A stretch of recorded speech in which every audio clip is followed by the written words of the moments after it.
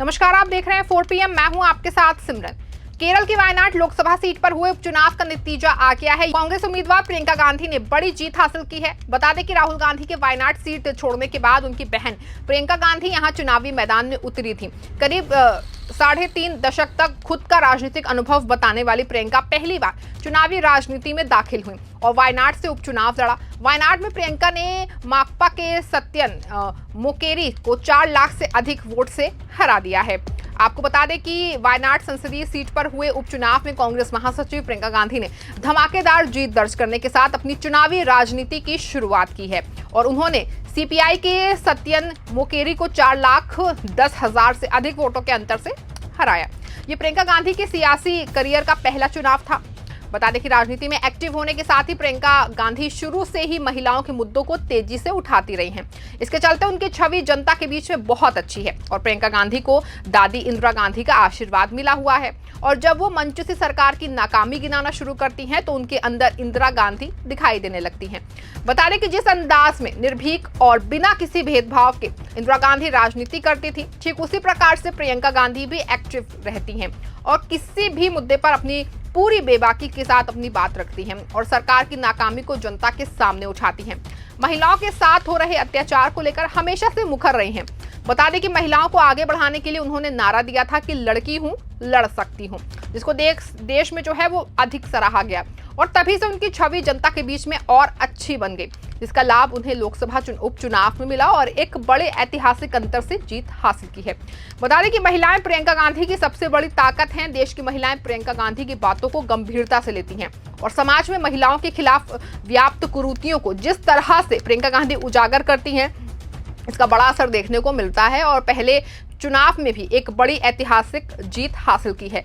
जानकारी के मुताबिक राहुल गांधी ने 2019 में वायनाड सीट पर 4,31,710 वोट और 2024 में 3,64,422 वोट के अंतर से जीत दर्ज की थी और उन्होंने 2024 के आम चुनावों में वायनाड और रायबरेली दोनों सीटों पर जीत दर्ज की थी। राहुल गांधी ने इस साल की शुरुआत में वायनाड सीट खाली कर दी थी क्योंकि उन्होंने रायबरेली से सांसद बने रहने का फैसला किया था। प्रियंका गांधी वाड्रा चुनावी राजनीति में एंट्री करने वाली नेहरू गांधी परिवार की 10वीं सदस्य हैं। बता दें कि प्रियंका से पहले गांधी परिवार से जवाहरलाल नेहरू, इंदिरा गांधी, फिरोज गांधी, संजय गांधी, राजीव गांधी, सोनिया गांधी, मेनका गांधी, वरुण गांधी और राहुल गांधी राजनीति में एंट्री कर चुके हैं। प्रियंका गांधी जब अपनी राजनीति देश के दक्षिणी हिस्से से शुरू करेंगी, वो अपनी दादी और देश की पूर्व पीएम इंदिरा गांधी, मां सोनिया गांधी और चाची मेनका गांधी के बाद चौथी महिला सदस्य हैं जो लोकसभा सांसद चुने गई हैं। बता दें कि देश के पहले और लंबे वक्त तक प्रधानमंत्री की कुर्सी पर आसीन होने वाले जवाहरलाल नेहरू जो है साल 1912 में राजनीति में सक्रिय हो गए थे, लेकिन उन्होंने अपना पहला चुनाव देश को आजादी मिलने के बाद हुए लोकसभा चुनावों में लड़ा था। वो 15 अगस्त 1947 से लेकर के 27 मई 1964 तक 16 साल प्रधानमंत्री रहे। इंदिरा गांधी ने कांग्रेस के केंद्रीय कार्य समिति की सदस्य के रूप में राजनीति की शुरुआत की थी, पर उन्होंने अपना पहला चुनाव पिता के निधन के बाद साल 1967 में उत्तर प्रदेश की रायबरेली सीट से लड़ा था। इंदिरा गांधी साल 1966 से 67 और 1980 से 1984 तक देश के प्रधानमंत्री रहीं। इंदिरा गांधी द्वारा अपने कार्यकाल में विपक्षी नेताओं के आंदोलन को रोकने के लिए लगाई गई इमरजेंसी की आज भी आलोचना होती है। इंदिरा गांधी के पति फिरोज गांधी देश स्वतंत्रता आंदोलनों में काफी ज्यादा सक्रिय रहे। देश को आजादी मिलने के बाद हुए पहले लोकसभा चुनावों में उन्होंने कांग्रेस के टिकट पर प्रतापगढ़ रायबरेली सीट से चुनाव लड़ा और जीत गई थी। इसके बाद उन्होंने साल 1957 में यूपी के रायबरेली से चुनाव लड़ा था।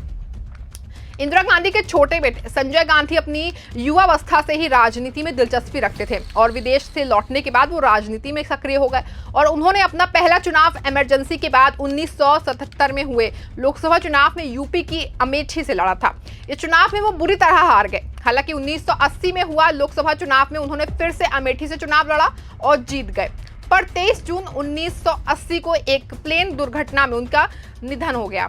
देश के पूर्व प्रधानमंत्री राजीव गांधी ने अपने छोटे भाई संजय गांधी के निधन के बाद साल 1981 में अमेठी में हुए उपचुनाव जीत करके अपने राजनीतिक करियर की शुरुआत की थी। लेकिन बाद में साल 1984 में इंदिरा गांधी की हत्या के बाद उन्होंने प्रधानमंत्री पद की शपथ ग्रहण की थी। वहीं इंदिरा गांधी की हत्या के बाद देश में हुए आम चुनावों में उनके नेतृत्व में कांग्रेस को प्रचंड बहुमत मिला था, जो आज भी एक रिकॉर्ड है। हालांकि साल 1991 में होने वाले आम चुनाव के प्रचार के दौरान तमिलनाडु में उनकी हत्या कर दी गई थी। मेनका गांधी ने साल 1984 के आम चुनाव में अपना अलग दल बना करके राजनीतिक करियर की शुरुआत की और उन्होंने 84 के आम चुनाव में संजय गांधी का निर्वाचन क्षेत्र रहे अमेठी से लड़ा। बाद में उन्होंने 1989 में यूपी के पीलीभीत से चुनाव लड़ा था। सोनिया गांधी ने अपने पति राजीव गांधी की हत्या के कई साल बाद राजनीति में एंट्री करते हुए साल 1997 में कांग्रेस की प्राथमिक सदस्यता ग्रहण की थी।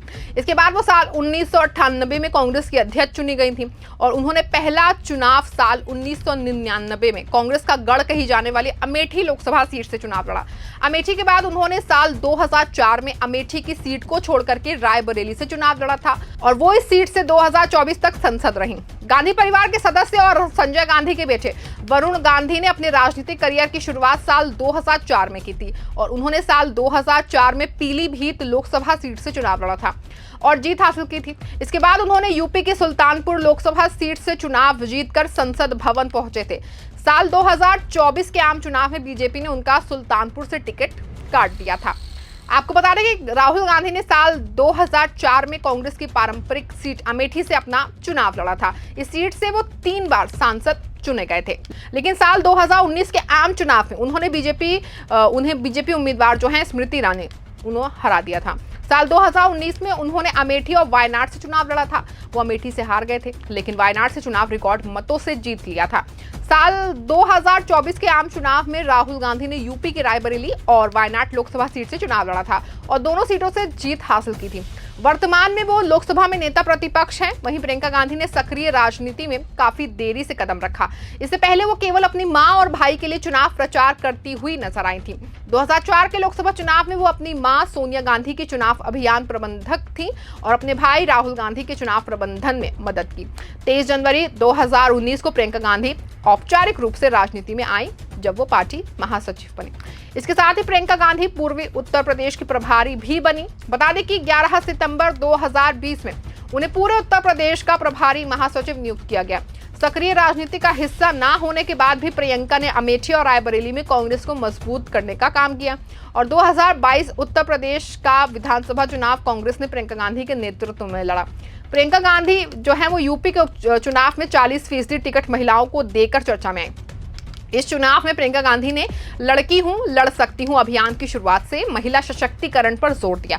हालांकि इन सब प्रयासों के बाद भी कांग्रेस पार्टी कुछ खास परफॉर्मेंस नहीं दे पाई थी। कांग्रेस को सिर्फ 2 सीटों पर सफलता मिली थी।